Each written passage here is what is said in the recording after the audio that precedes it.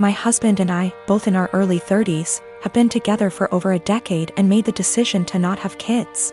I like kids, I have nieces and nephews, we just don't want them for our own reasons. He had a vasectomy, which only a few people know about.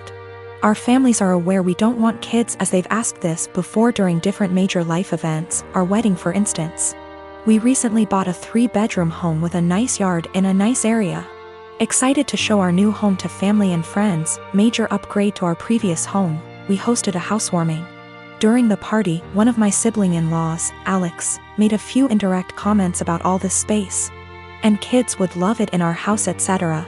Eventually they asked point blank when we were having kids. I made a light-hearted joke about it, which is my go-to for this question. Oh, well, I like sushi too much to have to give it up for a pregnancy. Plus not drinking for pregnancy and breastfeeding? No thanks. I tried to make it very light-hearted and laugh it off. Most people just laughed along. That seemed to anger Alex, and I was told children are a joy, and a good mother puts her kids before everything else. I agreed, children are a joy, I like spending time with the nieces and nephews. And obviously I can't be a good mom if I chose sushi over kids, so I just won't be a mom, paraphrased. Still trying to brush it off in a gentle way, because I'm not trying to start a fight by telling them to stop asking in front of everyone, because I know my tone will be seen as rude and abrasive.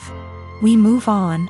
But Alex is still annoyed and making little comments in their group about how flippant I am about it and how when it finally happens, then I'll understand. My husband heard this and jokingly said, well, if she gets pregnant, that'll be a problem for the divorce lawyers. That seemed to piss them off more, but they stopped. With holidays coming up, we have not been invited to Alex's usual Halloween bonfire. When husband spoke to his parents, they told him Alex was annoyed we were so careless and callous about our child-free status and to say what we did, and they realized we had taken permanent steps to ensure we never had kids. That we know they had to do if to have kids, etc. And we are AHs to just not care. I feel bad because they did do if and lots of fertility treatments to have their kids. And even then they still had a few miscarriages. I can't imagine wanting kids and struggling to have them and then deal with miscarriages. But at the same time, I'm so tired of justifying living my life how I want. I feel terrible my joke was taken the way it was and that I hurt my IELTS. I truly never meant for that to happen. After the bonfire this weekend, we will be reaching out to have a heart-to-heart, if they'll accept it. Either way, I'll be apologizing for hurting their feelings, let them know I love their kids and them. But I will also be firmly putting down any further attempts to discuss our child-free status, if the conversation is about changing our minds.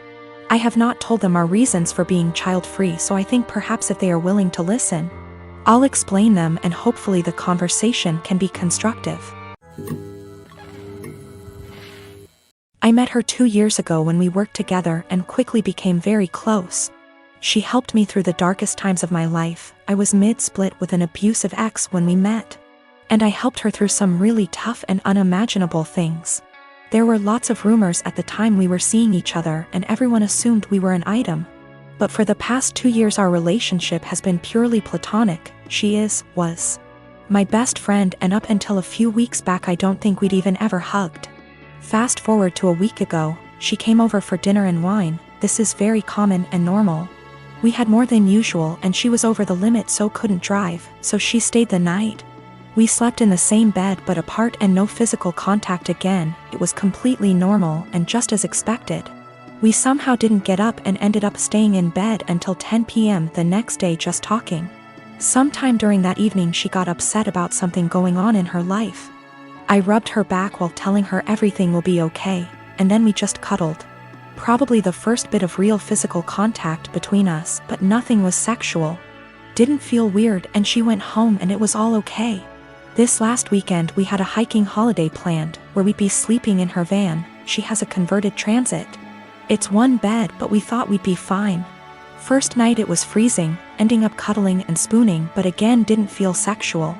Second night is where it all went a bit wrong. We drank a bit too much and the spoon ended up getting carried away. It seems to be a joint thing, and before I knew it we were kissing and touching each other everywhere. It was a bit of a frenzy of this for about 15 minutes until we both stopped and realized what we just did. After this we spoke a little and asked if either of us regretted it. We both said we didn't, but it was odd. She got upset and I told her it was okay, it didn't change anything and we could just draw a line under it. We woke up the next morning and it happened again. We didn't talk too much but then went for a walk, and then just before we headed home we ended up all over each other again. We were completely naked but again stopped, cuddled and lay there. We both agreed it was a what happens in X, stays in X type event. It was a really long trip home, 6 hours plus. During this she would rest her head on my hand on lap ECT, and it seemed very different to our usual dynamic. When we stopped at services for breaks we seemed to walk arm in arm. We kept kissing on and off, but it seemed strangely normal. We arrived back at her home. She lives with her dad at the moment, but just before I left she kissed me again and thanked me for a wonderful weekend.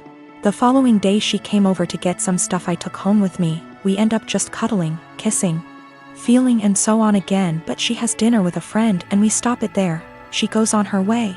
This should feel really weird and strange, but it felt completely normal, and we both discussed it that it was so odd it felt normal. Yesterday she turned up unannounced at my place, which is not a normal thing, with coffee and donuts. We end up talking, cuddling, kissing again, and then we end up talking about what this is, the big problem. Neither of us were sure. She got panicky and burst out in tears and left. She said she was really scared and her words were, "I think I will end up pushing you away and hurting you, and I don't want to do that to you." I told her I would come and see her later and talk. I drove to her house, but her ex was there, another slight issue. They broke up 6 years ago, stayed close friends. He is a lovely bloke, but in his head he is certain they will get married and have children. She's had the conversation with him, but he seems to shut it off. If he found out she was seeing anyone he would get extremely angry. But there's so much family history intertwined between the both, it's really complicated. For that reason she has avoided seeing anyone in the past 6 years. The reason he turned up is she hadn't responded to him since the night we kissed. I went home when I saw his car and just said she could come to mine to chat later. She turned up, sad and very emotional. She explained she ran off because she is terrified of losing our friendship. I said let's just cut the romance out, draw a line under it and be friends again, but she seemed to not speak much when I said this. I asked if her ex was the issue. She said it was nothing to do with us but a whole other issue. But that was not impacting what was going on between us. We sat quietly, hugged, and I tried to reassure it would be okay, and I wasn't going to start hating her for whatever reason. And I am completely fine with just being platonic friends again. We both agree and say whatever happens we stay friends and nobody gets hurt, but we will pull back from the more physical side. I woke up this morning really panicky. I have no idea where we are, where we stand, and absolutely terrified of losing our friendship. I don't know what to do or say. I felt sick to my stomach and can't eat at the thought of this. She is coming around later to collect some of her clothes she left last night, and I am thinking I need a plan of what to say / do. I cannot lose my best friend. She is absolutely everything to me, but I am worried we crossed a line and there's only one eventual outcome, which won't be good. When I was a teenager, my dad bought me a classic 1972 Ford Bronco. It was my true passion, and I don't recall a memory from high school that somehow doesn't involve that truck. Plus my dad and I would spend hours and hours working on it together, and we went through that especially father / son rough patch. When I was teenager, it was always that Bronco that brought us back together. I made a huge mistake and sold the truck when I turned 19, and my dad died of a heart attack 2 months later, so while not logical, I've always felt a karmic connection between the two events. We had a baby in early February. She is our first and the light of my life. My wife is doing well, but she's back at work and she's realized that she hates all the daycares we've tried and really wants to be a stay-at-home mom, and plus she's still very hormonal from delivery, lack of sleep and breastfeeding, so she's having a rough time and is angry a lot. I guess I need to say this. 2 weeks ago I was driving through our town's warehouse district and saw a Bronco that was pretty beat up but resembled mine. I stopped just for nostalgia's sake, and the owner came out and let me take a look inside. My dad and I had glued a wheat penny under the dash as sort of security measure, so I just sort of checked, and goddamned if it wasn't my Bronco.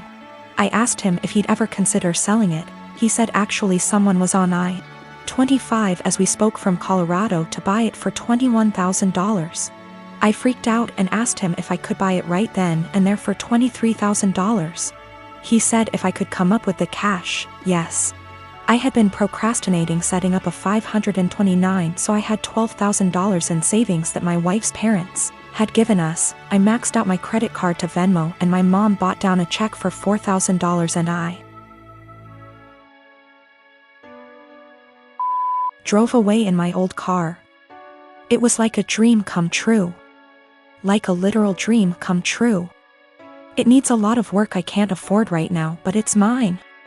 Like in my driveway, mine. Again. I can't even describe what a joy this is. My wife and her parents are furious with me. They feel I was deceptive, that a real man would have sacrificed anything and everything so my wife could go stay at home with his kids, and that's setting aside that they gave us the money for a college fund. My point is my daughter is only 6 months old, we have 18 years to set up a college fund of her. But this Bronco means everything to me, and if I wouldn't have acted it would have been gone forever. Now it can be that same connection between me and my kids. To me it's the literal meaning of happiness. I talked with my mom and she is basically going to buy the Bronco from me in order to refill the college fund and pay off the credit card. The $4,000 will be a gift and she's going to give me whatever I need to restore it. She's always been awesome to me and she's rather the money be spent now than wait for me and my sister's inheritance. I didn't tell my wife that my mom bailed me out and lied and said I found a buyer for the Bronco. I'll figure out how to cross that bridge when I get there, but my wife was so relieved that I had come to your senses. I don't want to disappoint her. It's going to take all my lying skills to pull this one off over the next few years. I met Jane through Joe's girlfriend at her birthday party last year. At first Jane was fun to talk to, but not even an hour later Jane was really into me and tried really badly to hit on me during the party, which pretty much ruined my time there as the feeling was not mutual in the slightest bit. Also at the time I was already with someone, so the first impression I got from Jane was that she was clingy, annoying and just wouldn't stop bothering me. Unfortunately for me she became part of my larger friend group because she is part of Joe's girlfriend's friend group. That is a mouthful, sheesh. And because me and Joe hang out a lot and I am also friends with his girlfriend, I pretty much run into her at minimum twice a month. So first time Jane asked me out was a month after that party. I informed her I was with someone and not interested. She tried again 2 months later when I broke up with my then girlfriend. Again I declined her advances and told her I was not interested. I got into a new relationship not long after, but unfortunately she and I broke up about 2 months ago. Since then, as you might have anticipated, Jane has asked me out again. I said no again. Well, that brings us to this week. Everything has been opening up here and Joe had been trying to fix me up with a friend of his girlfriend and would not tell me who.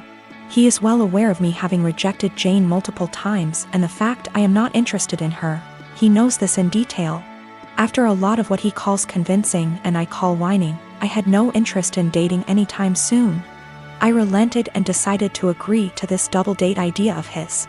We agree on meeting at Joe's apartment and lo and behold Joe, his girlfriend and Jane are occupying the dinner table, obviously intending for my date to be Jane. I honestly just got so goddamn angry that I couldn't even get a single word out, turned around and left.